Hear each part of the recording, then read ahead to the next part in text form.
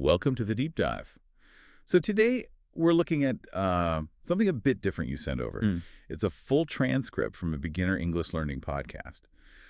Let's get wordy. The fun way to learn English. Right. And our goal here isn't, to learn basic English ourselves. No, definitely not. But more to kind of dig into how they teach foundational language learning. Right. Like a meta-analysis almost. Exactly. We're looking at the pedagogical architecture, Yeah. what makes their method work for, well, absolute beginners. Yeah. And maybe more useful for our listeners, what broader lessons can we pull out? Principles you could apply to learning pretty much anything. Right, regardless of your field or level.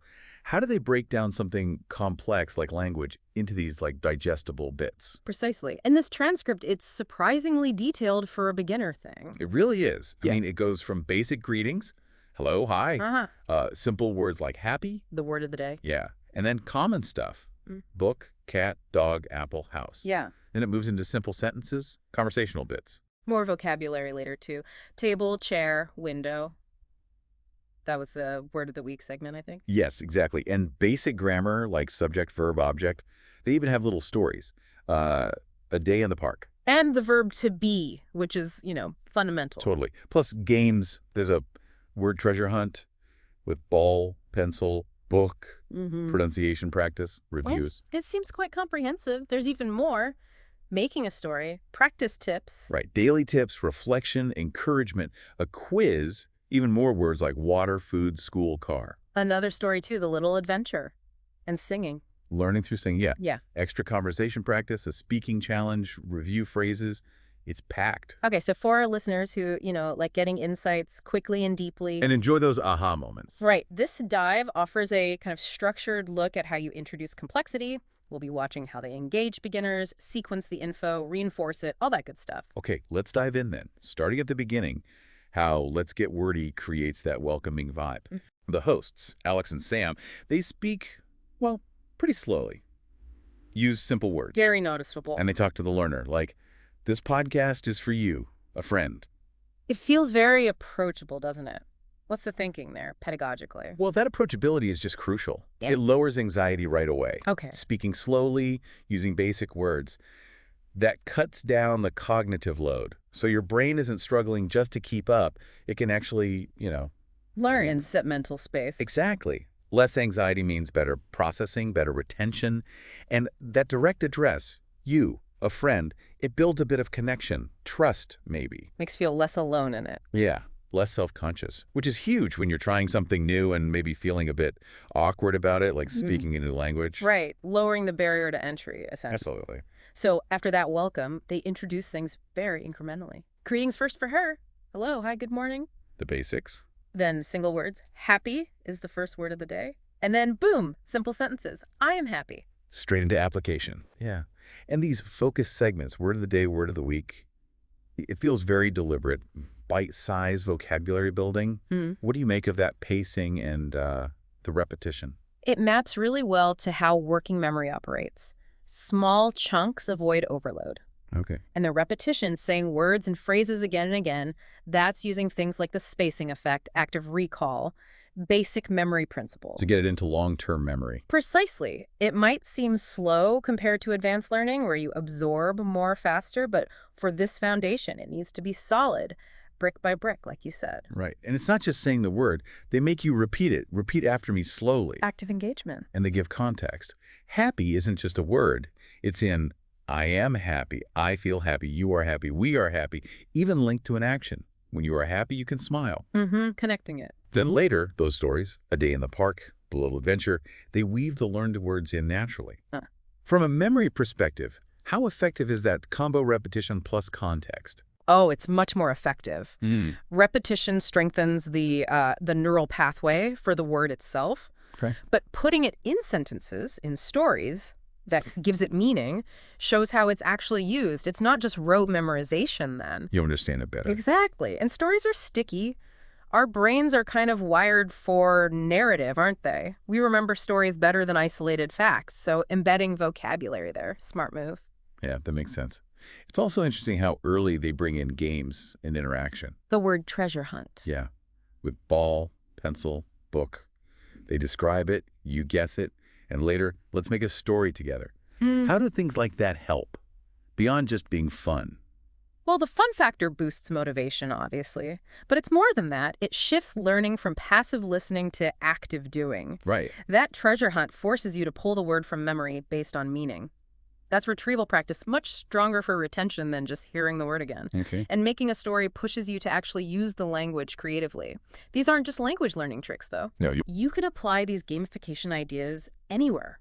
Quizzes, simulations, problem solving, anything that makes the learner actively manipulate the information beats passive consumption pretty much every time. More engagement, better retention. got it. Okay, let's talk grammar.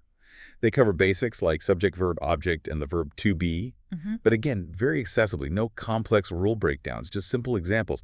I eat an apple, you read a book, and they label the parts. Showing, not telling. Right. And for to be, it's I am happy, you are kind.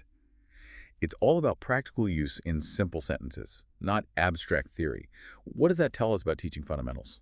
It suggests that focusing on practical application first can be really effective. You see the pattern in action, you hear it used correctly in context. You start to internalize it. Exactly. Inductively. You grasp the underlying structure without needing the explicit rulebook, at least initially. It's less intimidating and prioritizes actually using the concept. So examples first, theory later, maybe. Often, yes. Especially for foundational stuff. Build understanding through use, then maybe layer on the formal explanations if needed. Interesting. Another thing that really stands out is the constant encouragement. Yes, the tone is very positive. Phrases like wonderful, great job. And there's that whole reflection and encouragement section. Acknowledging it can be tough. Why is that emotional support so important, especially for beginners? It's absolutely vital for building confidence and resilience. Learning anything new, especially language, makes you feel vulnerable. True. You're going to make mistakes. Of course. And consistent encouragement helps create a safe space for that. It reduces the fear of errors, fosters more of a growth mindset, the idea that effort leads to improvement. So you keep trying. Exactly. If you feel supported, if you see mistakes as just part of the process, you're way more likely to stick with it through the hard parts and actually reach your goal. Okay. And they don't just offer cheers. They give concrete tips for practice. Right. The actionable stuff. Like labeling things around the house, writing simple emails or diary entries, recording yourself speaking, watching simple English videos. It connects the lesson to the real world. Which is crucial. What can we learn from that about bringing the theory-practice gap in general? It really highlights that learning isn't just absorbing information, it's about using it. Actively applying knowledge in real contexts solidifies understanding. Makes it relevant. And meaningful, yeah. These tips make the learning part of daily life, not just a separate study session. That principle works everywhere: coding, playing music, science. You have to do it, apply it to truly get it. Makes perfect sense. So zooming out, looking at the whole structure of this Let's Get Wordy session. The overall design. Yeah. Clear intros, regular reviews, that recap quiz, even previews of what's next. What bigger strategies for effective knowledge transfer stand out to you? How do they balance new stuff versus reinforcing old stuff? The structure itself is a key strategy. It provides a predictable path, which reduces anxiety. The regular reviews and the quiz aren't just extras. They're essential for consolidation and checking comprehension, active recall again, Right. and previewing future topics. That builds anticipation, but also helps learners see how it all fits together, where they're going. And the balance. That balance between new information and reinforcement is critical. You can't just pile on new concepts without giving time and ways to practice and solidify the old ones. It's fundamental pedagogy. This structured approach with built-in review loops is designed for retention. So wrapping this up, this deep dive into what looks like a simple beginner lesson actually reveals quite a bit. Yeah. What are the core takeaways for our listeners about effective learning? I think the big ones are universal. First, create a welcoming, low-stress environment. Makes a huge difference. Right. Second, introduce things incrementally. Small, manageable steps. Avoid overload. Right. Third, reinforce constantly. Use repetition, but crucially put it in meaningful context sentences, stories. Don't just drill lists. Exactly. Fourth, make it interactive.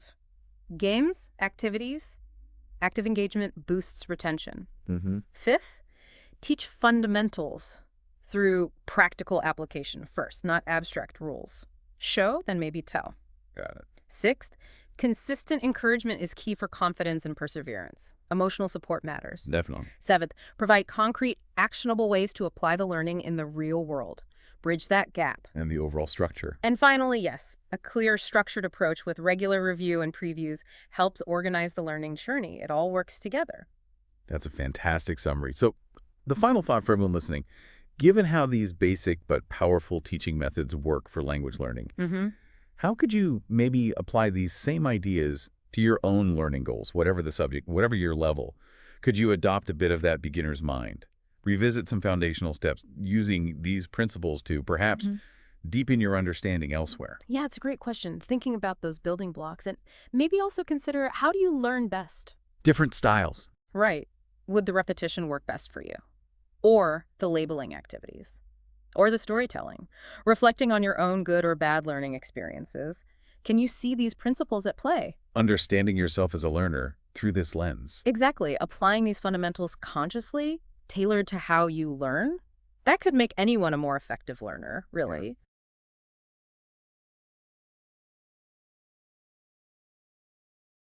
Hello, everyone, and welcome to Let's Get Wordy, the fun way to learn English. I'm Sarah, and I'm delighted to take you through today's language adventure. In this episode, I'm going to guide you step by step through greetings, vocabulary, simple sentences, and even a couple of stories and fun exercises, all in clear, easy to understand English. Today, I will speak slowly and use simple words. If you like, feel free to pause, repeat each segment, and write down any new words. Think of this as our special time together where every word is a building block toward better English. Greetings and introductions. Let's begin with greetings. When meeting someone, the first words you need are the greetings. Imagine you are seeing a friend in the morning. You start with a cheerful hello or a friendly hi. These are the basics. When it is morning and the sun is shining, say good morning aloud. In the afternoon, you can say good afternoon. And when the day moves into the evening, use good evening. I encourage you to repeat each greeting after me. Good morning, good afternoon, good evening. Now, imagine introducing yourself. Instead of waiting for someone else to speak, you can say, my name is your name. For example, my name is Alex. Practice by saying, my name is your name. When you want to learn another person's name, you ask, what is your name? I invite you to say this slowly so you can use it in your daily conversations. And when you hear the answer, a friendly reply is, nice to meet you. You might say, my name is Alex. Nice to meet you. These simple greetings and introductions are the foundation of every conversation. They help you feel connected to people around you. Remember, a warm greeting and clear introductions go a long way in making a conversation welcoming. Basic vocabulary and wordplay. Next, I will introduce a fun part of our lesson, playing with words. Today's word of the day is happy. The word happy means that you feel good. You feel joy. Listen carefully as I provide examples with happy. I am happy. I feel happy. You are happy. We are happy. Each sentence is simple, and by repeating them, you begin to remember that happy can be used to describe the way you feel or even how other people feel. For instance, when you see someone smile or when you yourself smile, say, I smile or you smile. To help you practice further, I encourage you to say these sentences slowly and clearly. Picture the meaning as you speak. See a happy face, feel a cheerful mood. These exercises build your vocabulary through repetition and association. Simple. Sentences and common words. Now let's start combining simple words into basic sentences. In everyday life, we encounter many common objects. I will share with you some of these words along with clear, simple sentences for each. Consider the following examples. Book. Imagine a book that you love to read. You can say, I have a book. This is my book. I read a book. Cat. A cat is a small animal that many people have as a pet. You can form sentences like, the cat is small. I see a cat. The cat is on the table. Dog. Dogs are friendly pets, and you might say, I like my dog. The dog is friendly. A dog is a pet. Apple. An apple is a fruit that is often red, green, or yellow. You can say, I eat an apple. The apple is red. She likes the apple. House. A house is a place where you live. Simple examples include, this is my house. The house is big. I live in a house. I recommend that you repeat these words and sentences until you feel comfortable with them. Visualize the object while saying its name. This process connects the word with its meaning in your mind. Explaining a conversation. While I will not use a back-and-forth dialogue today, I want to explain what a typical conversation between two friends might look like using simple sentences. Imagine that you are listening to two friends talking about their day in very clear, basic English. One friend might start by saying, Hello, how are you today? In response, the other friend could say, I am good, how are you? Then the first friend might explain, I am fine, thank you, my name is Jamie. What is your name? The second friend would reply, My name is Taylor, nice to meet you. Soon they may continue by talking about things they have, such as, I have a book and I have a cat. They might ask, What color is your cat? And then answer, My cat is black. This explanation shows that even when you talk about everyday things like the colors of objects, for example, black or blue, or about feelings like happiness and calm, you can keep the conversation friendly and clear. In my monologue, I invite you to imagine these simple questions and answers in your mind. The purpose is not only to learn words, but also to see how they fit together in a natural conversation. Practice these ideas by saying them out loud or writing them in your notebook. Word of the week, more vocabulary. Now let's add some more useful words to your vocabulary. I have a Word of the Week section where I will introduce 3 new words: table, chair, and window. Table. A table is a piece of furniture where you might eat or work. Think about these sentences. I see a table. The table is in the room. I put my book on the table. Chair. A chair is something on which you sit. Here are some sentences. I sit on the chair. The chair is blue. Please, sit on the chair. Window. A window is a part of a wall that lets light in and offers a view outside. Consider these examples. I look at the window.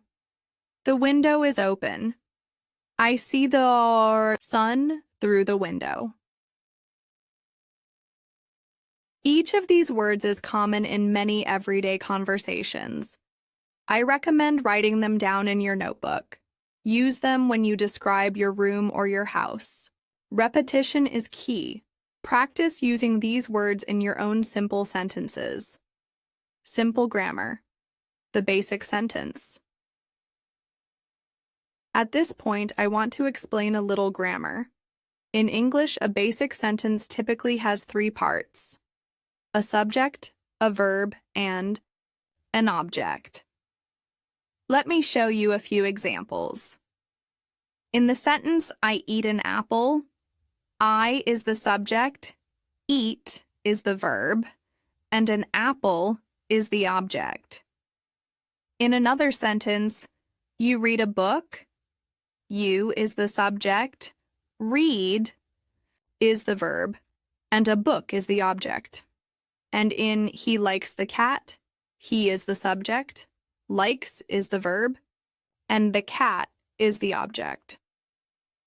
By understanding this basic sentence structure, you can create many more sentences simply. For instance, think of something you like. She drinks water. In this case, she is the subject, drinks is the verb, and water is the object. I encourage you to try forming your own sentences following this subject-verb-object order. Simple sentences are the building blocks for more complex ideas later on. A simple story. A day in the park. To help you see all these words and structures in action, let me tell you a short story called A Day in the Park. Listen carefully and imagine the scene as I describe it. Today is a sunny day with a bright blue sky. A young girl named Anna wakes up early and is very happy because she loves the park.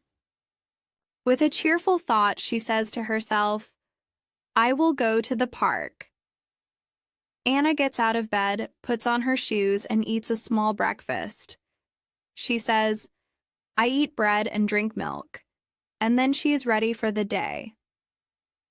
Carrying her bag, Anna leaves her house. As she steps outside, she notices a small white dog near a tree. The dog wags its tail happily, and Anna smiles, thinking, "Hello, dog." Walking down the street, Anna meets her friend Tom by a gate. Tom greets her by saying, "Hello, Anna. How are you?" Anna replies with a simple, "I am good. I am happy to see you." Tom smiles and suggests, "I want to go to the park too. Let us go together." Side by side, Anna and Tom walk through their neighborhood. They observe many things: a red car, a yellow bus, tall trees, and colorful flowers. Soon, they reach the park, which is near a big, calm lake. In the park, Anna and Tom sit on a bench. Around them, people are walking, playing, reading, and drawing. A man reads a book, a woman draws pictures, and a child eats an apple. It is a peaceful day. After a while, Anna says, "I like the park. The park is calm and fun." Tom agrees, saying, "Yes, the park makes me happy." They decide to play a game with a ball. Anna kicks the ball and Tom throws it. They laugh as they speak simple words, practicing what they have learned. Soon, as the day ends, Anna says that she must go home so she can eat with her family. Tom, feeling the same, waves goodbye. Anna takes one more look at the park and then walks home, her heart filled with happy memories. This story shows how you can use simple words to describe daily events and feelings. By connecting words with a story, you remember them better. Fun grammar practice, using to be. Now let's practice with one of the most important verbs in English, to be. The forms of to be are am, is, and are. We use these words to state who or what something is and to describe a condition. Consider these clear examples. I am happy. You are kind. He is friendly. She is smart. It is a book. We are ready. They are here. I invite you to repeat each sentence slowly. For example, say, I am happy with a smile. Next say, you are kind, imagining that you are speaking gently to someone. By practicing these sentences, you get used to the sound and the flow of the verb to be. You can also create your own sentences. For instance, I am a student, or they are happy. The more you practice, the more natural it will feel when you speak English. Interactive word game. Word treasure hunt. Let's have a little interactive. Exercise that I call the word treasure hunt. In this activity, I will describe an object using simple clues, and you have a moment to think of the answer. For example, imagine something that is small and round. I offer these clues. It is small. It is round. It comes in many colors. It is sometimes used for play. Think for a second. The answer is a ball. Now, here's another set of clues. It is long and thin. It is used to write. It has a point at one end. It can be different colors like blue or black. This object is a pencil. One more example. It has pages. It is used to read and learn. It has many words printed on it. The correct answer is a book. This kind of game helps you recall words and connect them with the clues I give. Take a moment each time. Imagine the object in your mind, and then say the answer out loud. It is a fun game that reinforces your vocabulary. Pronunciation, practice, and repetition. Now, I want you to focus on pronouncing the words clearly. Good. Pronunciation makes your speech friendly and easy to understand. I will list some words that we have learned, and I encourage you to repeat them after me. Speak each word slowly and clearly. Hello, happy, book, cat, dog, apple, house. Table, chair, window. Practice these words carefully. If you need, record your voice on your phone or computer and listen to the playback.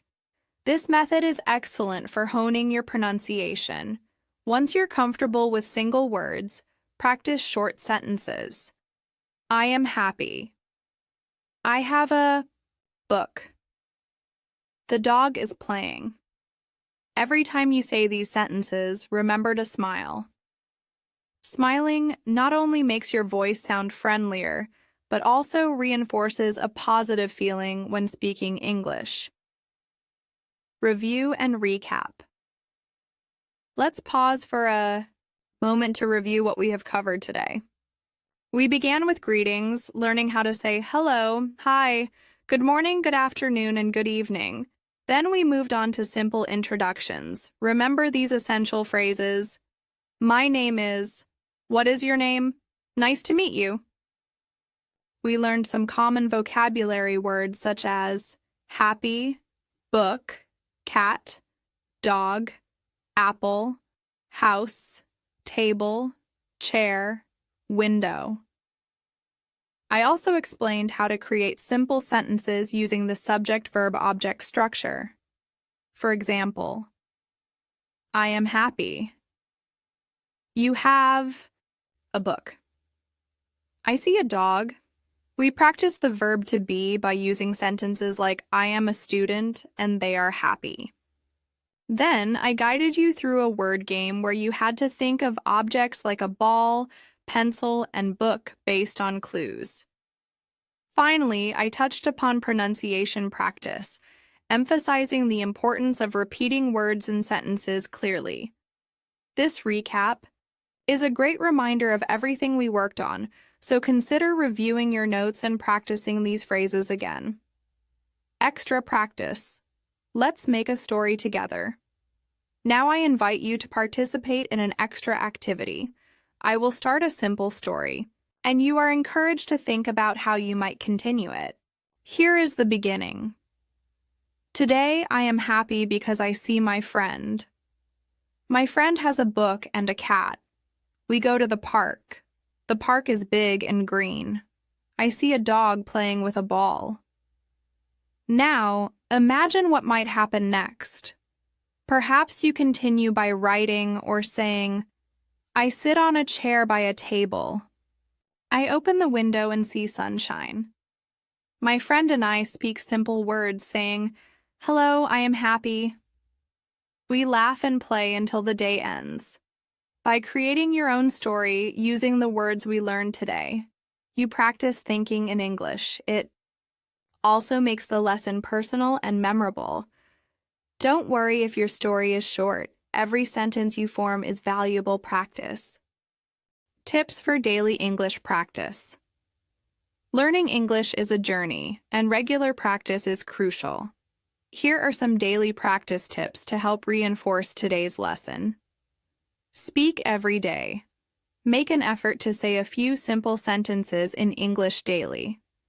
Even greeting someone by saying hello or good morning is great practice. Listen carefully. Listen to podcasts, watch simple videos, or even children's shows in English. The clear, slow speech will help you learn new words and proper pronunciation. Keep a diary. Write a few sentences about your day. For example, today I am happy because I saw a beautiful bird. Writing helps transfer spoken words into long-term memory. Repeat vocabulary. Regularly review. Words like happy, book, cat, and all the new vocabulary from today. Repetition is the key to fluency. Interact. Although we are practicing alone here, try speaking English with a friend, teacher, or even by recording yourself. The more you speak, the more comfortable you will become. Label your surroundings. Walk around your home and say the names of items in English. For example, door, window, table, chair, bed. This connects words with everyday objects. By following these steps every day, your English will steadily improve. Remember, every small step adds up. Reflection and encouragement. Let's take a short moment to reflect. Learning a language is like taking a walk in a park. There are many new words, and sometimes the path may seem long, but every word you learn is a small step forward. Feel free to pause, look back on today's lesson, and say to yourself, I am learning English. I am getting better every day.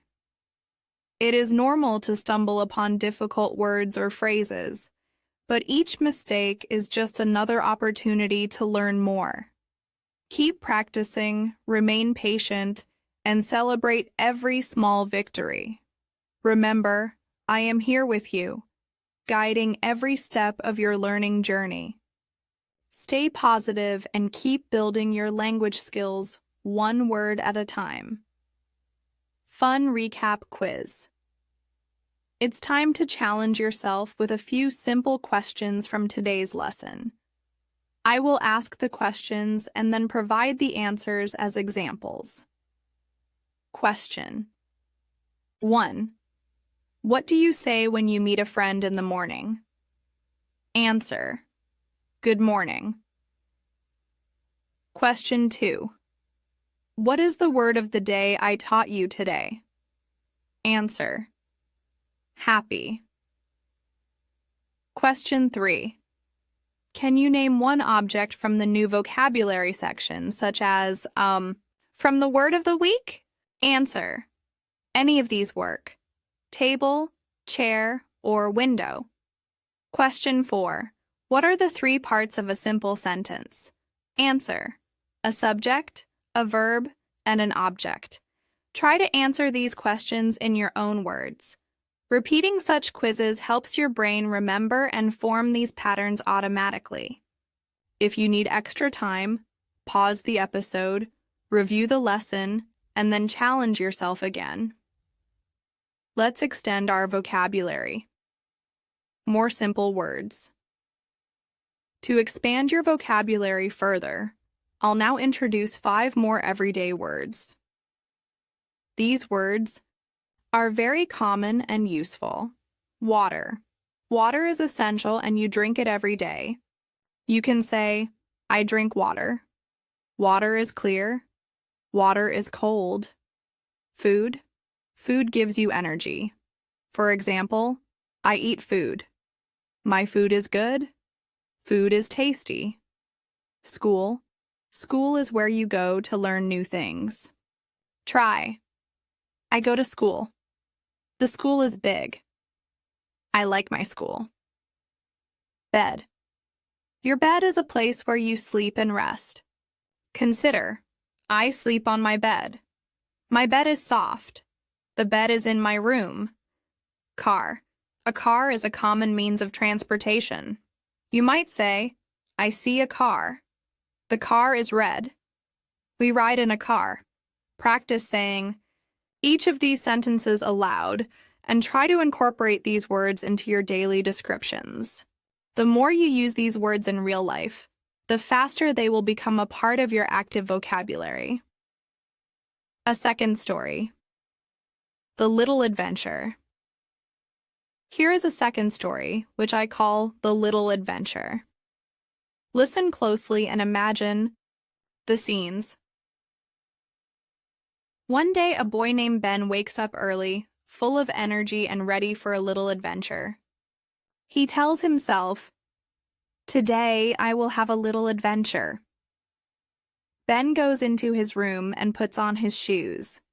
He walks downstairs with a smile. In the kitchen, his mother calls out, "Hello, Ben. Breakfast is ready." Ben sits down and eats his breakfast, which is simple food such as bread and milk. He smiles at his food because it gives him energy for the day ahead. After eating, Ben goes outside and finds his friend Lisa. Lisa is riding a small bike. Ben greets her by saying, "Hello, Lisa. How are you?" Lisa replies happily, "I am good. I like riding my bike. Do you want to ride with me?" Ben nods and says, "Yes, let's ride together." They leave for the park where the grass is green and the trees are tall. Along the way, they notice little details like a small pond, where the water is clear. Ben comments, "I see water here," and Lisa smiles at the peaceful scene. At the park, Ben and Lisa watch people sitting on benches, reading books, or simply enjoying the day. Then they start to play with a ball. They kick and throw the ball, laughing as they go. Ben and Lisa say, "I am happy," and "we are happy," as they spend their time playing.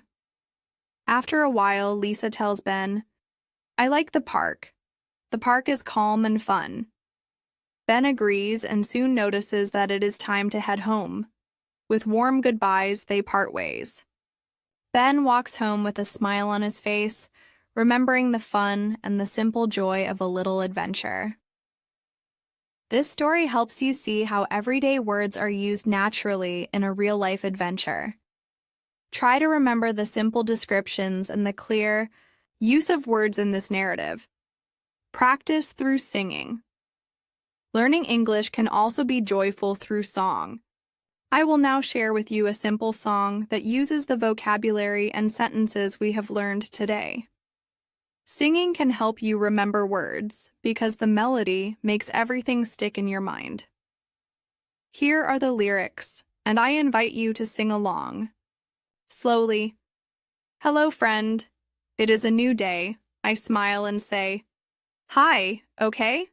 I have a book, a cat, and a ball. We learn and play, one and all.'" And a second verse. "I am happy. You are too. We speak small words, me and you. I see the dog, the apple red. Simple words in my head." Take your time to practice the song. Repeat the verses until you feel comfortable with the rhythm and the words. Singing is a joyful way to build your vocabulary and improve your pronunciation. Extra conversation practice revisited. While I am not using a dialogue format with another speaker today, I highly encourage you to imagine simple conversation. Examples in your head. For instance, think of common phrases like "Hello, how are you?" or "I am good."